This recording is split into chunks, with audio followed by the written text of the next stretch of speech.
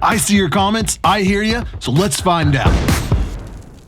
Welcome to the Tarantula Collective. My name is Richard. Like, subscribe, and let's just jump into it. So a month ago, I uploaded a couple of videos and an Instagram reel, TikTok kind of thing, letting everyone know about the Lacey Act amendments that were slipped into the America Competes Act. Now, if you haven't seen those videos or you've just been living under a rock for the past few months and have no idea what I'm talking about, I will link those videos above so you can watch them and get caught up. But ever since uploading those videos, I have been inundated with comments and messages asking me for updates on, what's happening with the Lacey Act. So I reached out to Phil Goss. He is the president of USARK, or the United States Association of Reptile Keepers. And they have a long history of fighting in court to overturn very restrictive regulation on different species of reptiles and inverts and exotic pets in general. Now you can watch the entire podcast on this topic over on my second channel, the Exotic Pet Collective. Or you can listen to the audio version anywhere you listen to podcasts, like Spotify, Apple Podcasts, or watch this. Alexa, play the latest episode of the Exotic Pet Collective podcast.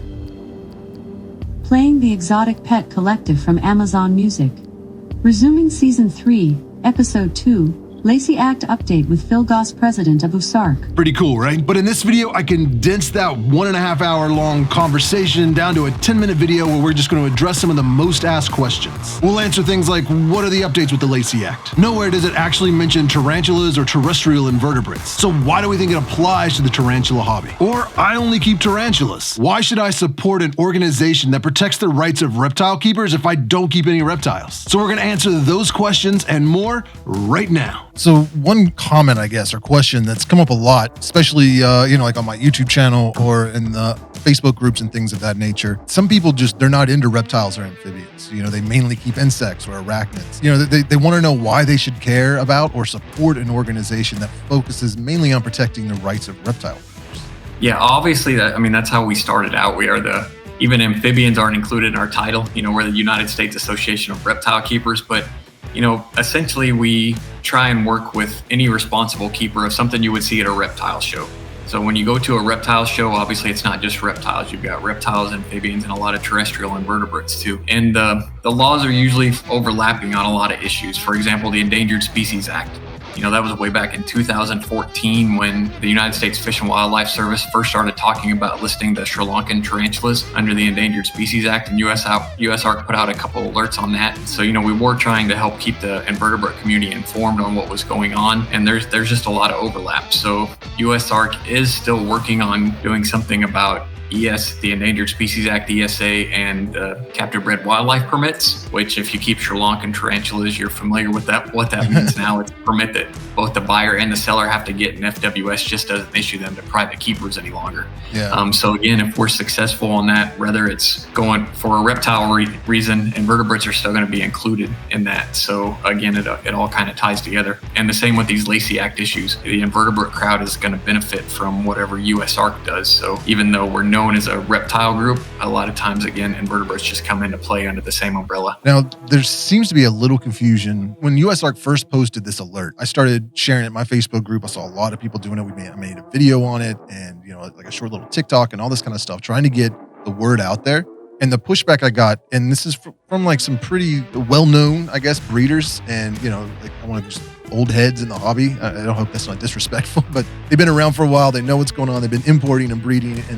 And the first thing they said is, like, nowhere in this bill does it say arachnids or invertebrates. So, they were pretty much like, you're overreacting. This has nothing to do with us. You calm down. You don't need to be scaring people. Is there any truth to that? So so I'm going to talk for a little bit on this one because it's not black and white. It's not cut and dry. So what we have in the language of these Lacey Act amendments, they're correct. It doesn't say terrestrial invertebrates. It does say invertebrates, but it regards aquatic invertebrates. Again, in these Lacey Act amendments as proposed in the America Competes Act, it does not say that it will include terrestrial invertebrates, but here's the problem. We know that FWS holds some authority over terrestrial invertebrates. We already talked about, they listed Sri Lankan tarantulas under the Endangered Species Act. So obviously they have some authority over invertebrates. And the other issue is actually within another part of Lacey Act, the term fish or wildlife does include terrestrial invertebrates.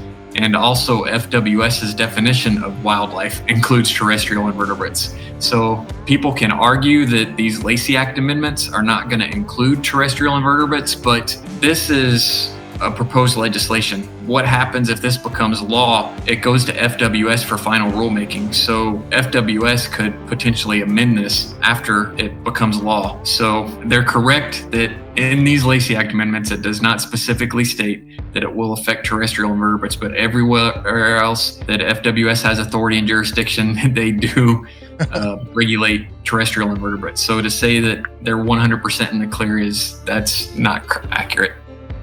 Real quick, I just want to say thank you to the sponsor of today's video, and that is microwilderness.com. If you're in the market for a new tarantula, Microwilderness has you covered. With a large variety of species available, you can easily find the tarantula that you've been searching for and have it shipped to you overnight. They have a massive selection of different Aphonopelma species, including the Aphonopelma moray or the Mexican jade fuego, as well as a lot of other female Aphonopelma and Brachypelma species. You can even find some other spiders like jumping spiders, fishing spiders, and wolf spiders. They even have some cool millipedes, scorpions, and geckos available. So head over to microwilderness.com and find your next exotic pet and use the code TTC10 at checkout to save 10% off your entire order. Thanks again, Microwilderness, for sponsoring this video. Now let's get back to that interview. How do you get the public to kind of become educated and maybe empathetic or understanding for situations? Yeah, it's very tough. Some of those other groups I mentioned, I mean, they just spend so much money on making us look bad. I mean, they do it intentionally. I was talking recently to someone who was working on a local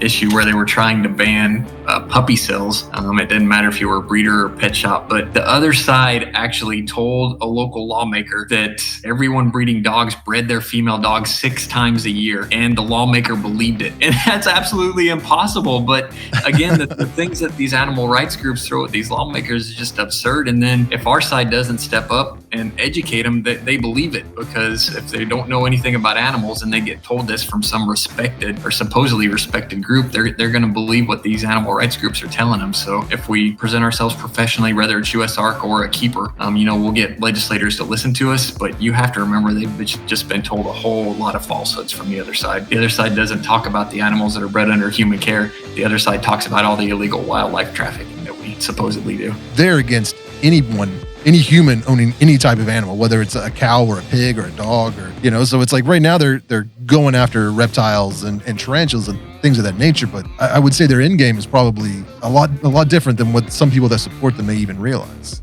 Yeah, and that could be a whole nother hour-long conversation. But yeah, we see it because we're in the reptile community or invertebrate community. We think we're attacking us, but they're not attacking us. They're attacking everybody. They're attacking dog breeders. They're attacking animal agriculture. Again, it's everybody. Their stuff passing or at least being proposed on any animal interest. And, just to really summarize animal rights, so many people don't understand what animal rights means, but you cannot own a pet and be an animal rights activist. That is absolutely against the animal rights cult. We'll just call it a cult. But to be an animal rights activist, you cannot own an animal. You cannot touch an animal.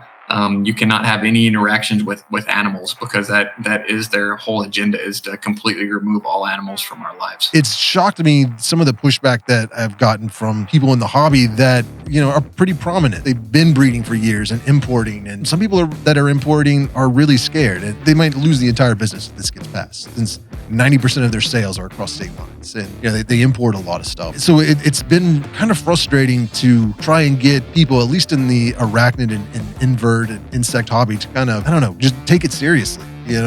Realize this isn't just an issue for big snakes. It's, or invasive species. I guess my question is, I'm trying to think of a nice way of saying this without... You don't have to be nice. It's okay. Just ask it however you want to ask it. Okay. Can you help me out and add arachnids and invertebrates to the USARK language to kind of pull these people into the fold so they can see that this isn't just about reptiles, or this isn't about, large snakes? Would USARK be interested in kind of amending or adding to its language something to kind of bring, the invert hobby under the umbrella? Yeah, again, we probably need to, because like I said, really USARK has always done that. Again, invertebrates. I know reptiles in our name, but we pretty much try and encompass everything that you see at a reptile show, and invertebrates are a huge part of that, especially depending on which show you go to. So yeah, I think we definitely probably need to change and specifically list that we do work on invertebrate issues too. You just see so much more legislation for reptiles that keeps reptile people kind of more involved. You know, it's not very often that we have to go oppose something because of an invertebrate issue, because invertebrates just usually aren't included in this legislation. But certainly, again, we're still working for invertebrate people on ESA issues, obviously on this Lacey Act issue. So it's out there. It's just not hitting you in the face every day like it is for reptile people. But yeah, certainly USARK is still doing our best to look out for the invertebrate community. So yeah, we probably do need to change our mission statement and make sure invertebrates are listed on there. So I've been getting all these comments and stuff from people wanting to know what's happening now. We heard it went to the Senate. They haven't heard anything. Of course, there's like a war going on the other side of the planet. So I'm sure that's taken up some of the legislature's time. I mean, could you just kind of fill everyone in on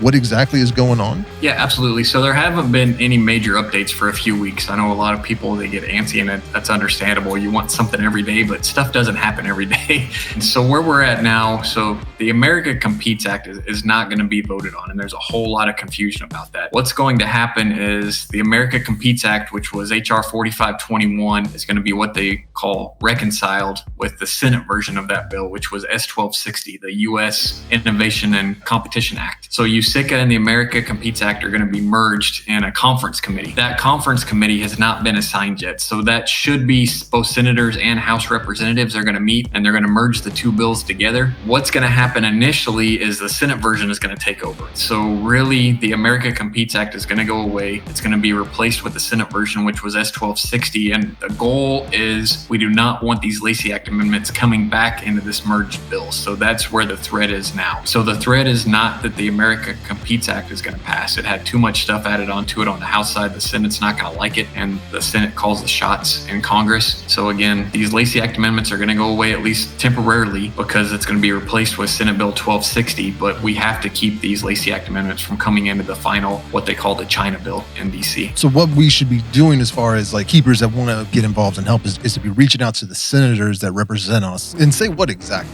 Yeah, so USARK made it super simple. So we always try and do that in our alerts. If you haven't looked at a USARK alert, the top couple paragraphs will be summarizing what's going on. And then if you scroll down, there's sample messaging. So we have everything from the language to use in an email. You can use obviously that same language for sending regular mailed letters. And then we even have 2 or 3 sentences there on what to say if you call in. And really, emails are kind of at the bottom level of effectiveness. It's really phone calls and then mailed and fax letters and then emails. So it's really important to do all of them and not just send off an email, but we've got it all right there. There's directions on how to find your senators with a link, and then to mail off the emails, the same. We're asking to contact House representatives now because we don't know who's going to be on this conference committee. So all you're doing is finding your 3 federal legislators, contacting them, and that's all we're asking you to do. I mean, you could easily do it all in under 10 minutes. Make sure you identify in your email subject line what you're opposed to. So we have a sample subject line there for your email, and you also want to include that on any letters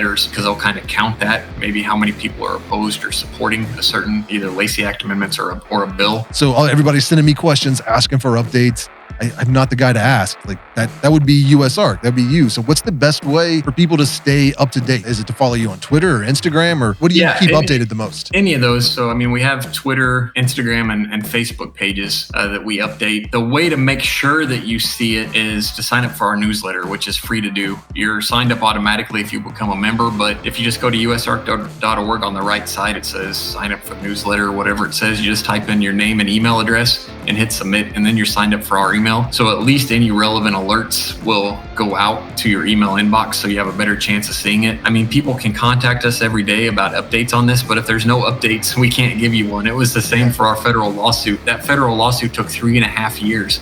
And I know people wanted updates, but it drug out for 3.5 years. So when we constantly get bombarded with what's happening, we try our best to be nice about it, but sometimes you just want to say, just go to the website or join our email newsletter. If there's an update, you will get it in an email rather than, taking up our resources with 100 people a day contacting us saying what's going on. Again, we'll put the information out there. If it's something big that's a true update, we'll post it. I hope that answers some of your questions. And if you want to see the entire conversation, I will link to the podcast at the end of this video. So check out the links down below in the description. Call and write your senators. Check out the frequently asked questions section at USARK.org and share their posts on social media to help raise awareness. And head over to my second channel and watch the entire podcast. And don't forget to subscribe while you're there. As always, I appreciate you watching. Subscribe if you want to see more. Don't forget to write your senators, and I will see you next Tuesday.